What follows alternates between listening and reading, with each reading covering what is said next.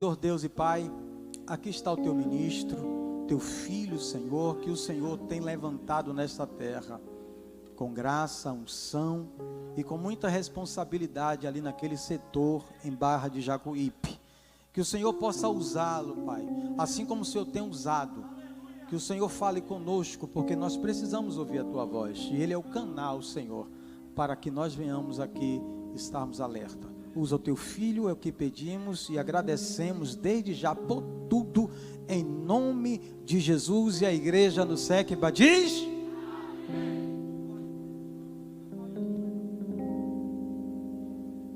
glória a Deus. Meus amados irmãos, eu quero saudar a toda a igreja com a paz do Senhor. Quero agradecer a Deus pela oportunidade que Ele tem nos dado de estar aqui essa noite, agradecer a confiança do pastor dessa igreja, o pastor Arilson, juntamente com ele e sua esposa, já parabenizá-lo pelo dia do pastor, e a todos os pastores que aqui estão, ao Jota, que também nos convidou a estar aqui conosco, a rever, o pastor Arilson também ali, acho que é o segundo, né? Aleluia. É o genérico, diz o pastor. Me sinto-me grato de estar aqui nessa oportunidade, como já foi falado. Eu sou pastor de um setor ali em Barra do Jacuípe, por isso, já justificando a ausência da minha esposa, porque trabalhamos com o departamento de família, e ela ficou lá num culto, dirigindo o culto, junto com meus 2 filhos, então por isso ela não pôde estar aqui. O setor lá tem 9 igrejas, e a gente é responsável por esse setor, e também estamos, Deus nos deu a graça esse ano de estar na vice-presidência da igreja, então hoje teve batismo, tem sido muito bom estar servindo a Jesus, e é uma honra poder estar com vocês aqui à noite, amém? O texto do tema foi lido, então eu já vou pular essa etapa e vou começar a ministrar a palavra do Senhor. Quem pode dizer amém? É um texto bem sugestivo e muito usado em culto de missões. A quem enviarei? A quem há de ir por nós? Quando olhamos esse texto, não podemos pular uma etapa, que é falar quando esse texto surge e acontece. Isaías expressa muito bem que ele diz que no ano que morreu o rei Uzias, Isaías, ele tem um chamado da parte de Deus, e ele passa por um momento muito especial. Deus abre o céu sobre ele e dá uma visão a Isaías, mas antes que Isaías visse aquilo, Uzias precisou morrer. Uzias, o único livro que retrata um pouco mais sobre ele, é o livro de Crônicas, é 2 Crônicas, que fala sobre a vida de Uzias, que disse que quando ele começou com 16 anos de idade, Uzias era um homem temente, um homem que obedecia a Deus, um homem que Deus fazia ele prosperar e dava a ele inteligência. E quando ele se prostra diante de Deus e adora a Deus, a Bíblia diz que Deus faz o reinado dele crescer. Porém ele reina durante 55 anos. E chega um dia que a própria Bíblia relata que ele se envaidece, se exalta. E ele chega a um ponto de burlar o que era para ser feito, ao ponto de se colocar no lugar de um sacerdote e oferecer um incenso. E quando ele se coloca nessa posição, ele vai ao templo, ao santuário, e pega um incenso, mas antes ele é avisado: não faça isso, ó rei. Não faça, porque Deus não permite. Mas ele tampa os ouvidos e insiste no erro. E aqui eu já quero pensar com vocês um pouco. Quantas das vezes Deus tem falado conosco e a gente se faz que não está entendendo? Quantas das vezes Deus alerta usando alguém e a gente se faz que não está entendendo? E Uzias persiste no erro e diz: não, eu vou fazer.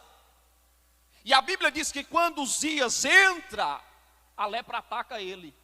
Só que ele não morre ali na hora. Ele sai rapidamente e começa a passar por um processo. Mas a Bíblia diz que depois ele vem a morrer, por causa de desobediência. E Isaías estava ali, e Isaías chega e diz no texto: no ano em que Uzias morreu, ou seja, algo dificultava da manifestação de Deus na vida do profeta daquela forma. E é preciso Uzias morrer para que Isaías tivesse um momento especial para com Deus. E se nós estamos falando que Uzias se exaltou, a gente está falando e trazendo para a nossa vida que tem pessoas que ele deixa Uzias vivo e é preciso Uzias ver para ele ter um relacionamento diferente com Deus. Uzias representa a soberba, exaltação, se achar autossuficiente. E às vezes nós passamos o tempo, um exemplo, para você subir para pregar, todo mundo tem aquele temor, treme, fica com medo e pedindo a Deus orientação. E eu sempre digo a Deus, no dia que isso acabar na minha vida, não deixa eu subir mais não. Não me deixe ali mais não. Porque quando o homem sobe em cima de um púlpito, ou seja, para cantar, para fazer algo de Deus, que ele já sobe exaltado, Deus já saiu dele há muito tempo. Você lembra de Sansão? Das mesmas vezes, o que eu fiz antes eu vou fazer agora, só que não. Ele levanta, já não está mais o Espírito de Deus sobre ele. Tem gente até que tenta fazer no automático, mas chega uma hora que até o automático quebra. Chega uma hora que a coisa não dá certo, está no automático, já não ora mais, já não jejua mais, já perdeu a sensibilidade, chega num culto, não sente mais nada. O culto está pegando fogo e ele está assim olhando, dizendo, o que é isso mesmo? O que é isso mesmo? Uma coisa a gente não pode esquecer, que nós somos pentecostais. Diga, Isaías era pentecostal. Isaías olhou e viu o céu aberto e Deus disse, eu vou lhe mostrar, Isaías, o que é que eu faço. Isaías disse, ei Senhor, eu não presto não. Tem gente que ele está fazendo a obra, ele está achando que ele está fazendo porque ele presta. Eu vou te dizer, lembrar disso, a gente não presta não, é a misericórdia de Deus. É a graça de Deus na nossa vida. Aí Isaías foi logo se entregando, diga, se entregando. Não, mais forte, irmão, diga, se entregando. Ele chegou e disse, eu não sei, Senhor, eu sou homem de lábios impuros, eu habito no meio de um povo de impuros lábios. Deus disse, o problema é esse. O problema é esse, eu resolvo agora. A Bíblia diz que ele vê o céu aberto, o anjo pega com antenais e desce e leva o que na boca dele? Leva o que na boca dele? Não, eu estou perguntando, você me responde. Ele leva o que na boca dele? Uma brasa. A gente sabe que brasa ela é produzida porque está queimando, tem fogo, sim ou não? Então aquilo ali estava dizendo, a purificação veio através do fogo. Se a gente perder o fogo do Espírito Santo, não tem mais purificação. Você dê uma olhada na Bíblia e geralmente eu prometi uma coisa a Deus. Todas as vezes que eu for subir em um lugar, primeira vez que eu pregar, pastor Arilson, eu vou para o tema, mas eu vou fazer aquilo que eu prometi a Deus. Todas as vezes que Deus escolhe alguém para fazer a obra dele, Deus escolhe pessoas defeituosas, cheias de problemas, complexos de inferioridade, ou seja, ele qual for. Pessoas que se acham incapazes de fazer. É isso que é a essência, repita comigo, isso é que é a essência. Porque Deus quer tratar eu e você para fazer o melhor para Ele. Porque quando a gente se acha autossuficiente, a gente está dizendo, não preciso de Deus. E aí Deus se afasta. Aí lembro-me de uma história no livro de 1 Samuel, no capítulo de número 22, que Davi fugindo de Saul, Davi entra para uma caverna. E quando Davi entra para uma caverna, eu entendo que ali Davi botou um porteiro. Eu só lembro da nossa igreja, a nossa igreja tem porteiro, pastor. E eu acho que Davi botou um porteiro e disse, olha, o currículo para entrar aqui é esse, qual é? Homens endividados. Aí disse o outro, desgostoso de espírito. Aí ele disse, tem mais alguma coisa? Tem, apertado, está em aperto. Fica aí na porta, isso é meu pensamento. A Bíblia diz que ia entrando, eu acho que tinha um crivo. Davi ia ficar só dentro de uma caverna. E quem quiser chegar podia entrar? Não. E Davi disse, tem um crivo aí para passar na porta. Aí os caras chegam na porta e dizem, quem é você? Eu vim de longe. Está fazendo o quê? Fugido. Aqui me cabe é aqui mesmo. Tem outro foragido aí dentro. E quem era? Diga Davi. Diga Davi. Aí chegou e disse, eu estou desgostoso de espírito. Já não tenho mais alegria, felicidade. Ele disse, é aqui mesmo, pode entrar. Aí chegou outro apertado, dizendo, eu estou em aperto. Ele disse, veio para o lugar certo. Olhe para cima e diga, você está no lugar certo. Se cada um fosse contar a história aqui, dizer porque está aqui, hein? Pastor, não vou nem falar o seu que eu era perigoso. Alta periculosidade. Tem irmão que eu como pastor vou ouvir o irmão, quando ele sai eu fico com medo, dizendo, Jesus me cobre com teu sangue. Senhor, que ele permaneça crente. Não deixa ele se afastar não, papai. É quando ele chega, meu pastor, meu amor. Por quê? Porque Deus escolhe as coisas vinhas desse mundo, as coisas que não têm valor, as coisas que não têm, às vezes, até aparência, as coisas que para a pessoa está desprezada. Aí Davi, aí eu acho que ficou igual Satanás, alguém ficou igual Satanás fica com a igreja, aí vai dar uma briga doida. Quem é que está lá dentro da igreja? Fulana, perigosa. Passava um, ela. Quem está lá, o matador, agora está na igreja, diz que é crente, veio até com uma gravata. Aí alguém ficou na porta dizendo, ih rapaz, vai dar problema esse exército de Davi. Fale uma coisa bem forte comigo, o exército foi chamado de valentes. Olha para teu irmão e tu pergunta, tu é o quê? O exército que tinha tudo para dar errado, mas deu certo.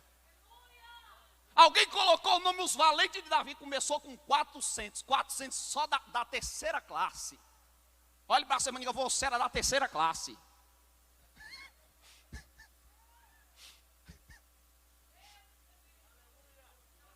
Aí a gente não pode esquecer disso, depois que a gente chega fica tudo bonitinho, você olha para os irmãos tudo bonito, ó. O outro aqui, o pastor olhou e disse, aponte para o nariz mais bonito, aí eu apontei para a tela, que o meu era um que eu conseguia ver.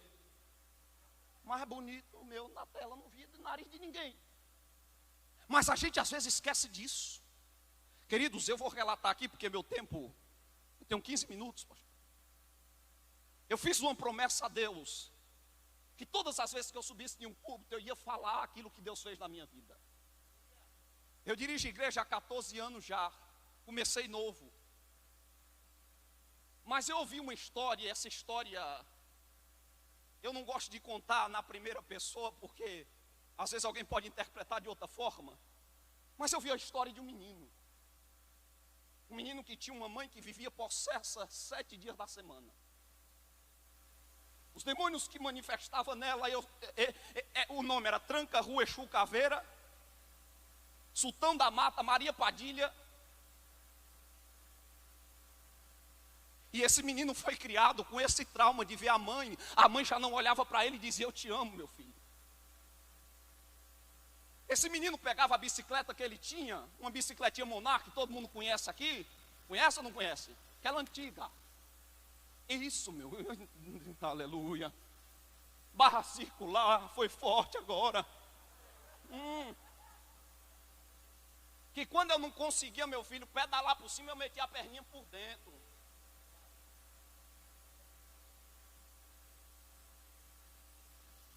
Ele pegava a sua mãe e levou. Não estou falando de religião, pastor, mas foi o lugar que eu levei para refúgio. Levei para a igreja católica, não deu jeito. Me disseram que tinha um cara que viu uma santa, eu digo, vou levar ela lá, levava. Disseram, tem um salão do reino, alguém conhece? Eu digo, eu vou levar lá. E não resolveu o problema. E todo dia, quando minha mãe ela acordava um pouco, ela já ficava meio tonta, daqui a pouco era alguém que estava falando por ela. E eu olhava para ela e dizia, mãe, a senhora hoje está normal? Aí o demônio dizia assim, me traga um fumo. Eu tinha 13 anos de idade, 12 anos, pastores. E meu pai gostava da coisa, e ele mesmo me ofereceu sacrifício, e aquele menino foi sofrendo. Quando foi um dia, o demônio que se manifestava nela falava comigo. Aí eu disse, Deus, dizem um povo que o Senhor existe, e o Senhor não existe não.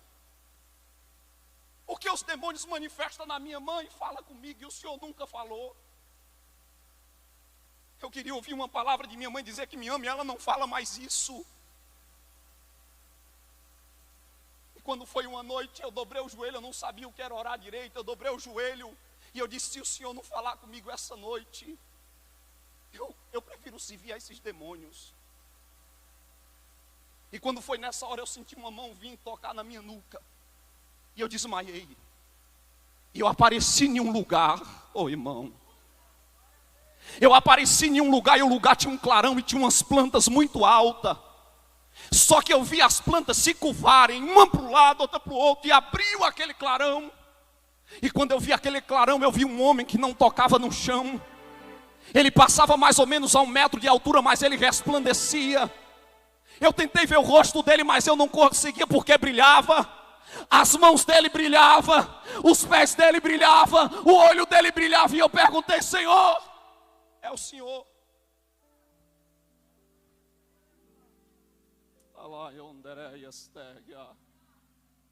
É o Senhor. Ele disse: sou eu. E como prova que eu existo, hoje eu apareço para ti. E digo eu a você: eu tenho algo contigo. Eu te escolhi antes que você fosse formado. E eu comecei a chorar e disse: não me abandone então não. Não me abandone então não, porque minha mãe está sofrendo. Eu tinha 12 a 13 anos. Todo mundo aqui tem mãe, correto? Todo mundo aqui é filho da mãe, é ou não é? E a coisa mais preciosa abaixo de Deus para mim era minha mamãe. É minha mamãe. Depois eu achei a varoa, aí agora é a varoa, depois mamãe. E aí eu disse para ela, eu disse para ele, disse: Senhor, então não me deixe mais não. Ele disse: eu tenho algo contigo. Eu te escolhi. E ele ia passando um pastorício mais ou menos na altura de 1 metro. E quando ele ia passando, eu gritei: meu irmão, mas ele disse: Márcio! Ele apareceu, ele viu, ele disse: epa, meu negócio é com você agora. Depois é com ele. E ele sumiu. Passaram-se 9 anos. Eu disse: quanto tempo?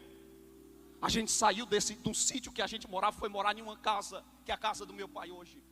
Quando eu cheguei nessa casa, minha mãe começou o processo de novo, e não nada, eu não aceitei Jesus não. Não tinha igreja perto. E aí eu comecei, minha mãe voltou o mesmo processo. Aí agora não era mais só minha mãe, era minha mãe e minha irmã.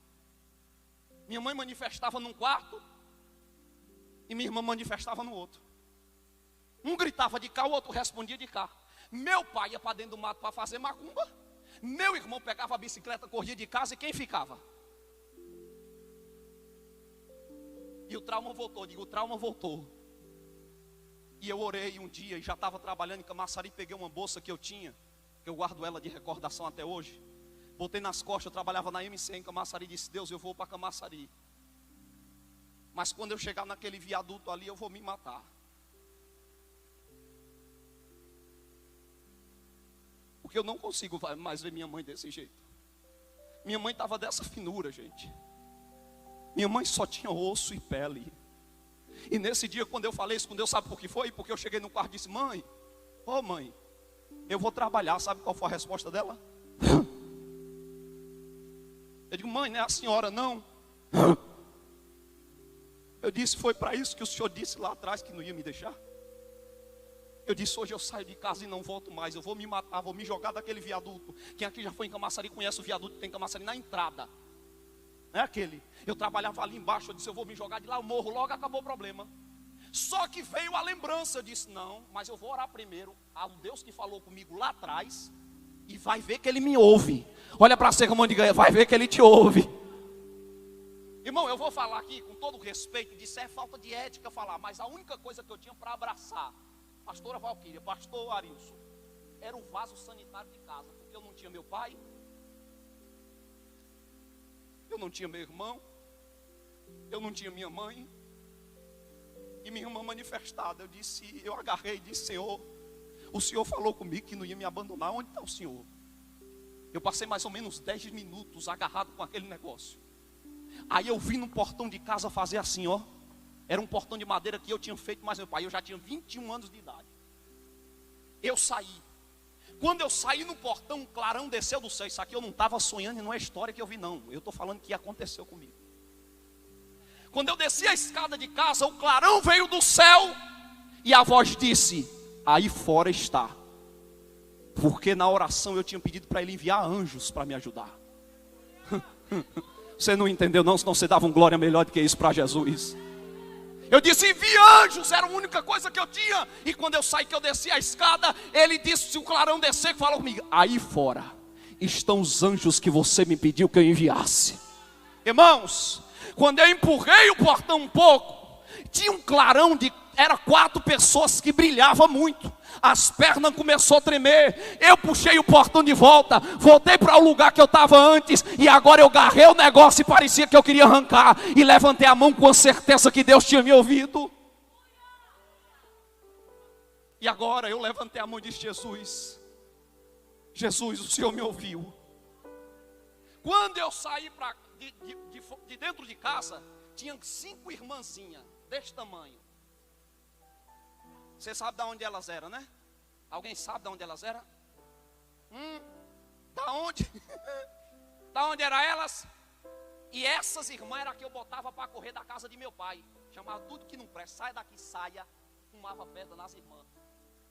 E foi elas que veio me resgatar, e eram os anjos. Quando eu saí, que a visão voltou ao normal, que eu já não estava vendo brilhando, eu já levantei a mão. Alguém entendeu? Porque eu via dizer que para ser crente tinha que levantar a mão. Eu já vim igual quando o ladrão de levanta a mão, já vim assim, ó. Ela olhou para mim, e irmã do Cid de oração é ousado, né, pastora Valquíria? É ou não é, pastora Valquíria? É. Eu acompanho as lives da senhora de madrugada. Aí quando eu estou lá, e as irmãs olhou e disse, é o que está com a mão levantada? Eu digo, rapaz. Ela diz, é o que? Eu digo, eu quero aceitar o Jesus de vocês. Aí ela disse, sabe o que para mim? Repita para eu ouvir. Eu digo, é o que, minha irmã?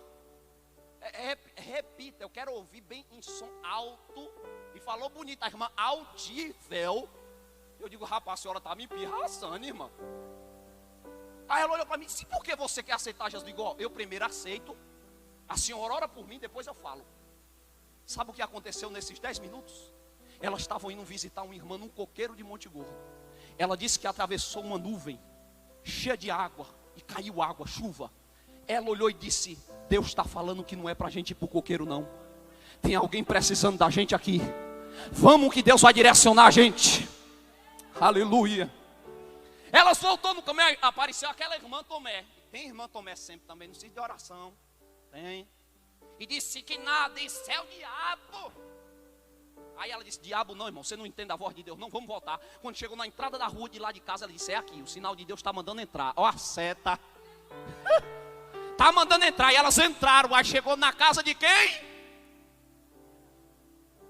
Ela disse, meu filho, Deus mandou a gente voltar por causa de você. Oh, aleluia. Olhe para seu irmão e diga, Deus escolhe as coisas vins desse mundo. Diga para seu irmão, Deus escolheu você. Deus escolheu esse menino que está pregando aí. Eu disse para Deus hoje, eu digo, eu vou fazer o que eu te prometi. Deus disse, ai de você que não faça. Eu digo, tá bom, nada mais, eu fico em paz. Estou em paz. Sabe por que eu estou falando isso para você? Porque a gente está deixando de crer nisso, pastores. Ninguém mais fala, porque às vezes o testemunho é um testemunho. Pois, sabe o que aconteceu? Minha mamãe que vivia possessa aceitou Jesus também. Oh glória, lá andoriasteia. Mamãe aceitou Jesus e ela que era magrinha ficou fortinha. Até o cabelo de mamãe ficou esticadinho. Aí agora eu ia para a igreja, a mamãe estava do meu lado. Eu voltava para a igreja, a mamãe estava do meu lado. Aí eu já não gostei muito, olhei para minha irmã e disse, vai aceitar Jesus. Ela disse, hoje meu irmão, eu levo Jesus. Aí um dia um demônio entrou na minha irmã e saiu e deu uma dor na perna dela. Vem cá, Jota, por favor. Aí eu disse, você vai para a igreja? Ela disse, não, porque o demônio está dizendo no meu ouvido que vai lançar essa dor para eu não andar. Eu digo, tá bom, tu não vai andar não? Escora aqui, vai meu filho, escora aí. Bora. Bora para a igreja. Demônio não vai te parar de ir para a igreja. Olhe para seu irmão, Deus escolheu você. A quem enviarei? É você. Olhe para seu irmão e diga, é você. Pastor, eu preciso terminar.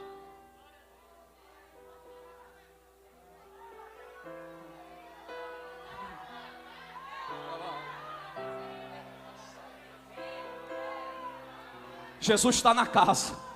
Eu estou sentindo Ele. Eu estou sentindo Ele passeando aqui nessa casa. Eu estou vendo a fumaça da glória de Deus. Eu não sei se você acredita, mas eu estou vendo uma fumaça aqui por cima dessa igreja.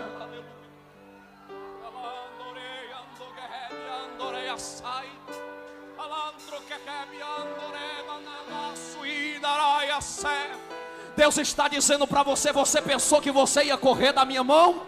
Você pensou que você ia fugir? Com essas desculpas dizendo que não serve. Deus está dizendo, nessa noite eu estou mudando o quadro da sua vida. E você serve. Seja um profeta e me ajude a pregar. Diga para seu irmão, você serve. Você serve. Ah, mas eu sou do homem. Não, você serve. Pastor, com todo respeito, só 2 minutos.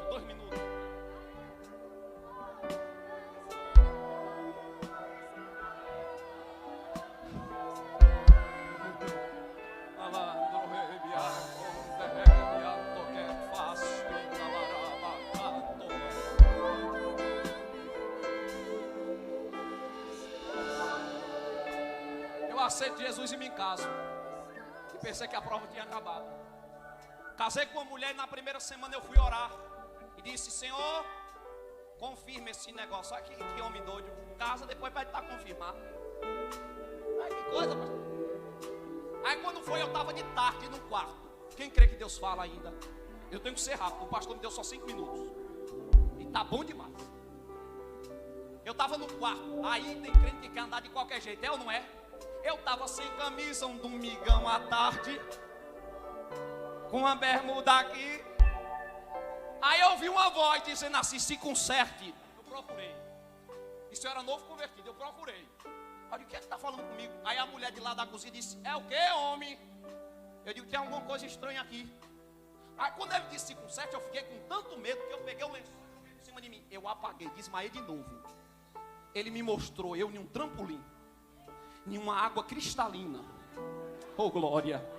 Oh, que coisa boa. Jesus está aqui, pastor. E ele disse: ande. Aí eu disse: Senhor, é muita água. Ele disse: ande, rapaz.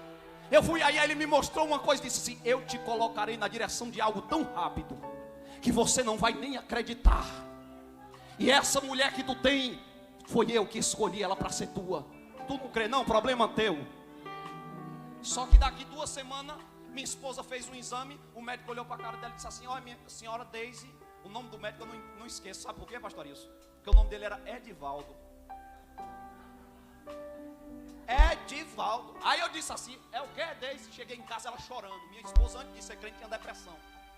Quando eu cheguei em casa ela chorando, se acabando. Aí ela disse: lê esse negócio aqui. E mulher chorando não é feio não. Não é não, agora o homem é horrível. Ela disse: lê o negócio aqui. Quando eu peguei, aí ela disse: ó, o médico está dizendo aqui que eu tenho umas... porque a gente já casou pensando em filho.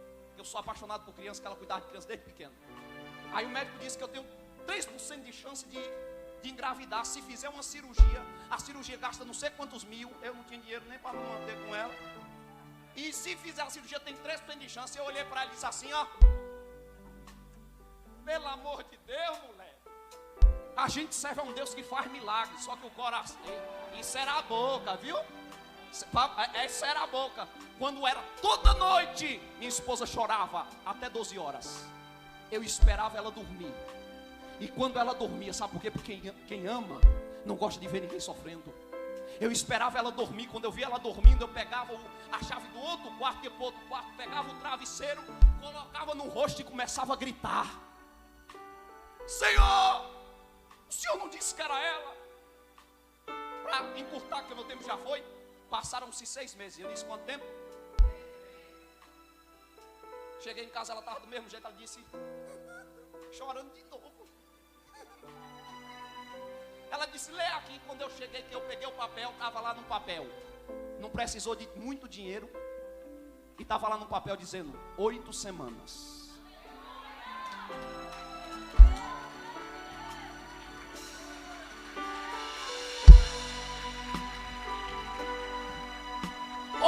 Semanas e 7 dias de gestação. Meu filho já cresceu. Quem me ajuda agora na igreja é meu menino. Deus fechou a madre de novo. É para provar. Passei 6 anos orando. Aí quando foi um dia de noite, eu cheguei naquele lugar íntimo e disse: Deus, eu quero uma menina, um filho agora. Deus disse, apareceu para mim. Quem acredita aqui, irmão, ainda, por favor? Deus apareceu para mim nessa madrugada, 2:30 da manhã. Deus disse: eu te darei uma filha. E ela se chamará, Deus me deu o nome da minha filha. Ela se chamará Thalita Yane. Eu nunca tinha visto esse negócio de Yane na minha vida. Eu fui para onde? Foi para onde que eu fui? Senhor Google. De madrugada. Aí minha esposa acordou e disse: o que é que tu está procurando? Procurando aqui porque a internet está fraca. Eu quero saber o que significa aqui esse Yane. Ela disse: que Yane, homem? Porque ela não sabia. Aí quando eu cheguei, que eu botei lá o nome Thalita, todo mundo sabe o que significa. O que significa Thalita? Sabe o que significa, Yane? Presente de Deus. Deus me deu a minha filha e disse: aqui é um presente que eu estou lhe dando, por esperar com paciência em mim. Meus queridos, já foi meu tempo. Mas eu queria saber se tem alguém aqui nessa noite que, assim como eu, às vezes foi para a igreja e não aceitava, mas nessa noite Deus te trouxe aqui, oh glória, para mudar a tua vida e a tua história, assim como Ele tem mudado a minha. E eu queria saber se você quer entregar sua vida a Cristo. Se você quer se entregar a Ele, levante do seu lugar e dê um sinal. Pois Deus está dizendo para você: eu te escolhi. Não adianta correr. Aonde está a primeira alma?